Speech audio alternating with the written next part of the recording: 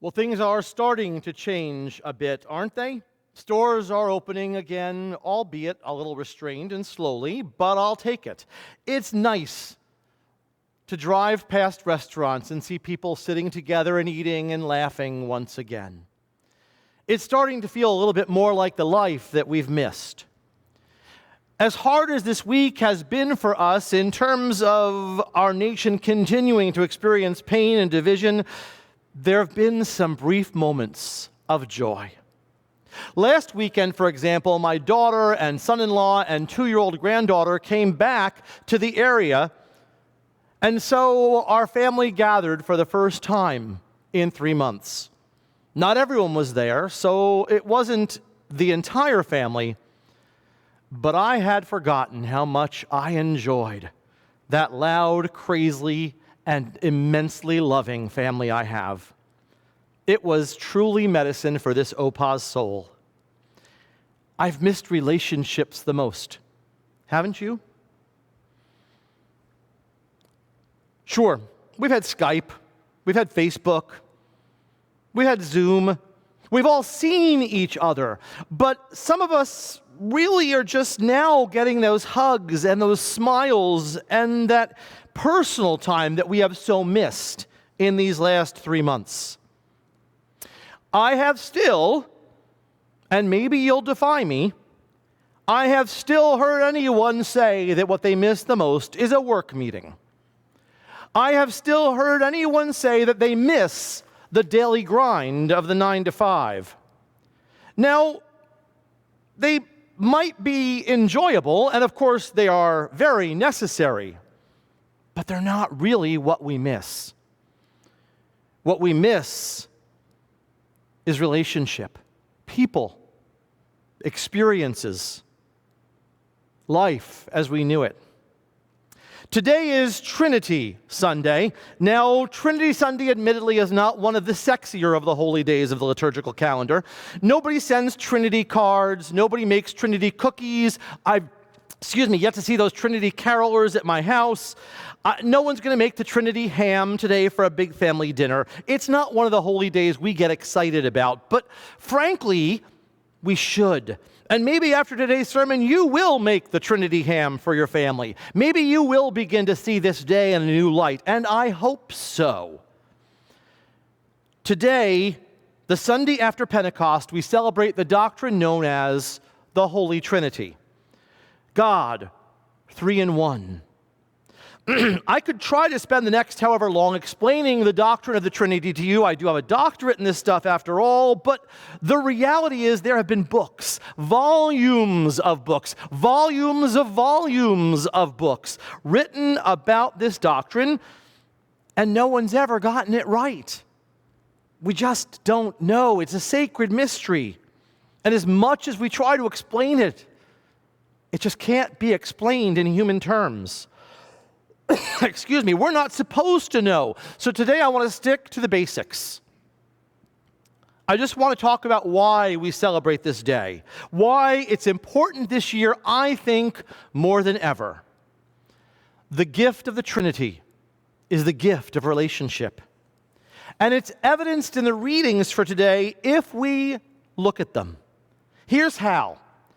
In the reading from Genesis that Peter read so eloquently for us, we see the first creation story. Yeah, I said first creation story because you may not know there's a second creation story as well. Remember the story of Eve being made from Adam's rib when God caused Adam to sleep? Well, it wasn't in what Peter read for us this morning. Well, that's because Genesis chapter 1 has a competing creation story in Genesis chapter 2. In today's story, man and woman were created at the same time. It's the chapter 2 story that has woman created from Adam's rib. Regardless, the point is, we were purposely, intentionally created. The problem is that for decades, some Christians have literalized the Bible in a way that becomes, for me, nothing but lunacy.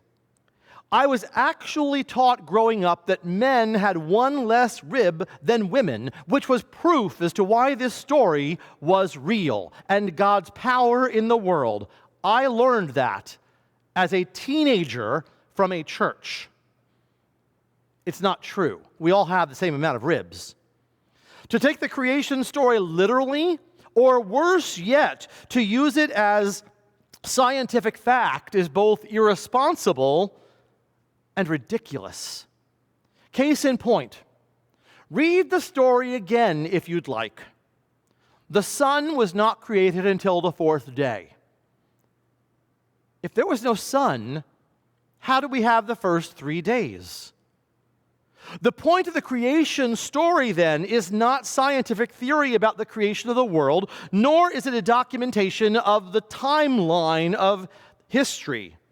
Either of those is just plain silly, it's uneducated, and frankly, it is dangerous. The point of the creation story is singular and it's simple. We were created for relationship. Relationship with God, with each other, and with the world. Even the gospel lesson today speaks to us about relationships in a very direct way if we have the ears to hear, as Jesus would have said. Jesus takes his disciples one last time and gives them what we now call the Great Commission. Go, therefore, into the world and make disciples of all nations and baptize them in the name of the Father and of the Son and of the Holy Spirit. Did you hear it? No, it's not the baptism part. That's the beginning. But it's a different part. Make disciples. Discipleship implies relationship. Jesus had disciples. But John the Baptist, the Bible tells us, had disciples too. The Buddha, Mahatma Gandhi, Muhammad, all had disciples. Disciples merely means student. That's all it means. But you can't be someone's disciple without having a relationship with them. I'm a great admirer of the Vietnamese monk Thich Nhat Hanh. I love Archbishop Desmond Tutu. I'm a fan of Apgar-Taylor. I've read their books, I've listened to their teachings, but I have no relationship with them. I sure wish I did. But I am not their disciple. I'm an admirer. And there's a difference. Let me give you an example. I had a professor in seminary who shaped my life in extraordinary ways, and many of you know his story. I referred to him as my other dad. I sat in his class, I learned his ways.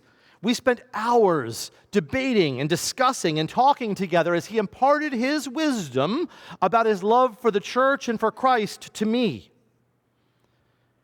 I remember the one and only time we ever celebrated communion at the table together. The only time in 28 years, and then it made me smile because I realized that the day we celebrated that was to make the DVD to candidate to be the pastor at Grace Church. It was one of the most special days in my ministry.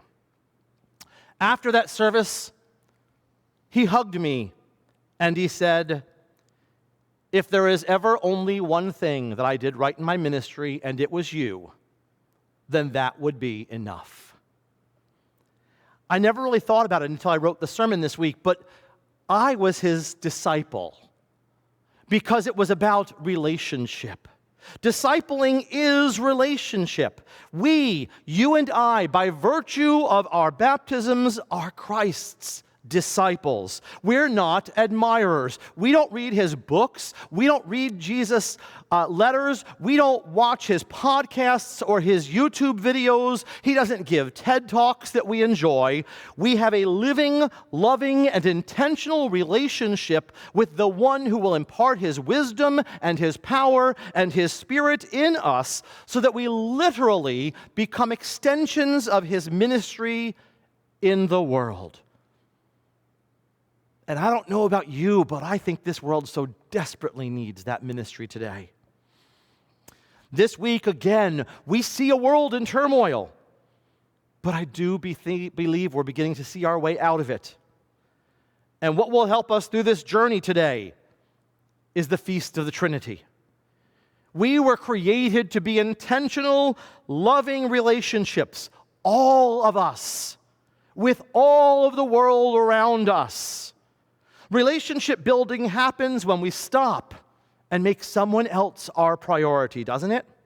Intentional relationship happens when I put my own assumptions inside and hear the cries of other people who say they're tired of feeling like their lives don't matter. Like the life of one more dead person of color isn't that big of a deal anyway, is it? Intentional, loving relationship means that that's not okay. We can't let it be okay. Not if we're truly wanting to be the disciples of the one who made a living calling the tired and the fearful to his side for comfort and for safety. We practice intentional, loving relationship when I reach into my pocket every time I go to the grocery store and I put on that terrible mask that none of us want to wear. I put it on, not for me, but so that people I love, both in my family and in this church family, and the families of all of us we meet, can be healthy and safe. Being in intentional, loving relationship means sometimes putting aside my comfort, my convenience, and my ego to make safe space for someone who might just be more vulnerable or more in danger than I am at the present moment. Now, let me be blunt. And if I offend you, my best advice is to put on your big girl pants and your big boy pants and just get over yourself. This loving relationship stuff, it's not always going to be easy or comfortable or convenient. And that's okay. You know why? Because not everything adults do is easy, comfortable, or convenient. Get over it. Adults don't always make it about them. Adults understand that sometimes you sacrifice something so that someone you love can have what they need, because in the moment their needs are more important than yours. I've said this to you before, and I hope it's sunk in. If you don't want to sacrifice and put someone else's needs first, please, for the love of God, don't ever get married. And if you need to be stubborn and throw a little hissy fit like a 3-year-old temper tantrum because your ego got hurt and you have to inconvenience yourself so someone else is safe, please go out this week and do whatever you have to do to never become a parent, because you're not going to be happy. Trust me. Intentional, loving relationships are the very nature of the Godhead, and that's what this day teaches us. It's the nature of our discipleship. We were created, we were baptized to be in loving relationship with God, with our neighbor, and with our world. For the past 3 months, we've been missing, cherishing, yearning for the gift of that relationship again. And it's time today that we're reminded that it's not just about our family and our friends. It's not just about our church or our faith, but it's also for those who carry signs in fear that their child, their parent, or they might be the next one to die in the street. It's also for those who are scared that their loved ones who have more suppressed immune systems, more advanced age, or whatever reason, might just get sick and die from a virus that may not affect you or me. You see, it's okay for them to be scared and angry and frustrated. I get it. I'd feel the same way. I'm scared and angry and frustrated for them, and I hope you are too. It's understandable. But what this Feast of the Trinity teaches me, and what I hope it teaches you, is that what's not understandable is for the rest of us just not to care. Amen.